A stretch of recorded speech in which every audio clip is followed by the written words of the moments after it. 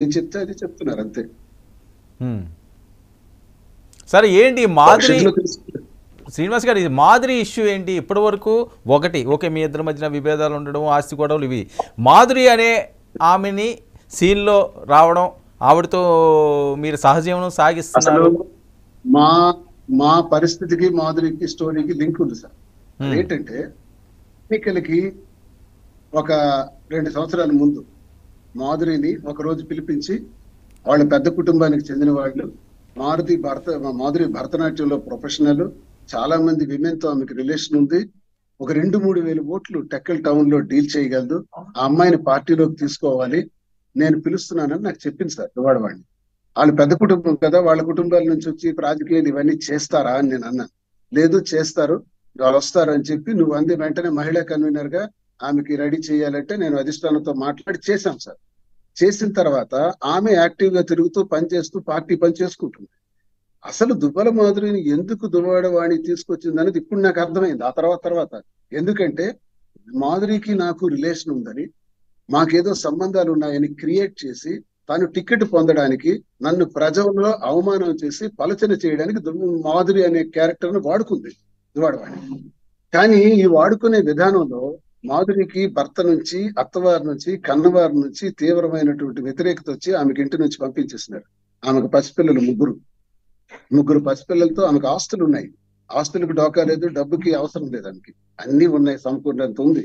కానీ నడి రోడ్డు మీద పిల్లలతో ఒక రోజు నాకు ఈ విషయాన్ని చెబుతూ నన్ను కలిసి ఉరేసుకుంటానని చెప్పి ఉరేసుకునే ప్రయత్నంలో నేనే వెళ్ళి ఆపాను సార్. ఆ ఉరేసుకునే ప్రమాదం నువ్వు చాపి, నువ్వు పిల్లల కోసం ఉండాలి, ఉరేసుకుంటే అవదు, మా కుటుంబం వల్ల దువ్వాడవాణి స్వార్థం కోసం నా మీద పగతో దువ్వాడవాణి చేసినటువంటి ఈ ప్రయత్నంలో నిన్ను అబాస్పాలు చేయడంలో, నిన్ను నీ కుటుంబం దూరం పెట్టడంలో ప్రధాన పాత్ర దువ్వాడవాణిది. దువ్వాడవాణి బానే ఉంది, దువ్వాడ శ్రీనివాస్ కూడా బాగుంటాడు, వీళ్ళ కుటుంబం ఏమో నీ మీదకి దాడి చేసి నిన్ను నాశనం చేయటం వల్ల ఈ రోజు నువ్వు చచ్చిపోయే పరిస్థితులు వస్తున్నాయి, దయచేసి నువ్వు అలా ఆధారపడకు, నేనున్నాను, ధైర్యంగా ఉంటాను మాట ఇవ్వడం జరిగింది సార్.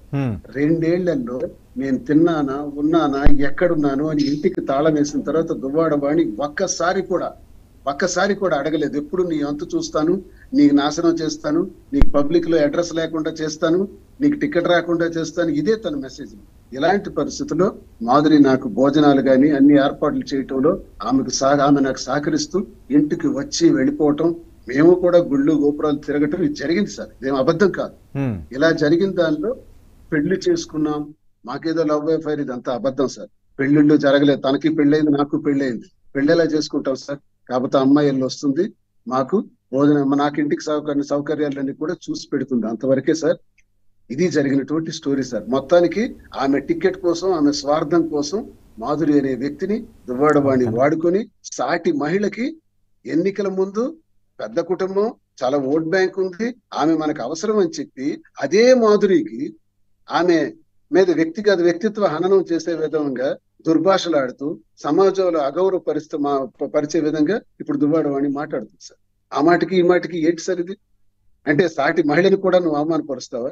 సాటి మహిళ చనిపోవడానికి కారణం అవుతావా? నిజంగా ఆ రోజు మాధురి వేసుకున్న మాధురి చనిపోయి ఉంటే నువ్వు నేను జైలుకి వెళ్ళి ఉండేవాడిని, జీవితాలు నాశనం అయిపోయింది. శ్రీనివాస్ గారు ఒక్క నిమిషం, మీ పాప కూడా ఎక్స్క్లూజివ్ గా మాట్లాడుతున్నది 99 తో ఒకసారి విందాం. ఆవిడేమో వెంకటేశ్వర మీద ఆమె చెప్పండి.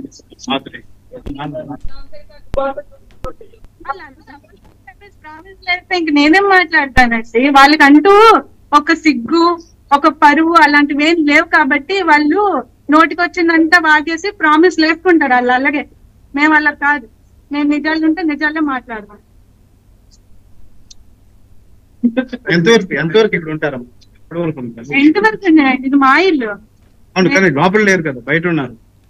వాళ్ళు ఎలా చేయట్లేదు మరి, మరేంటి ఏం చేయలేదు చూద్దాం. అది మా తాతల ఆస్తి కాదు, నేను పిల్లలకి ఇవ్వడానికి, అది నా స్వహస్తం, నేను ఏదైనా చేసుకుంటా అమ్ముకుంటా అంటాడు.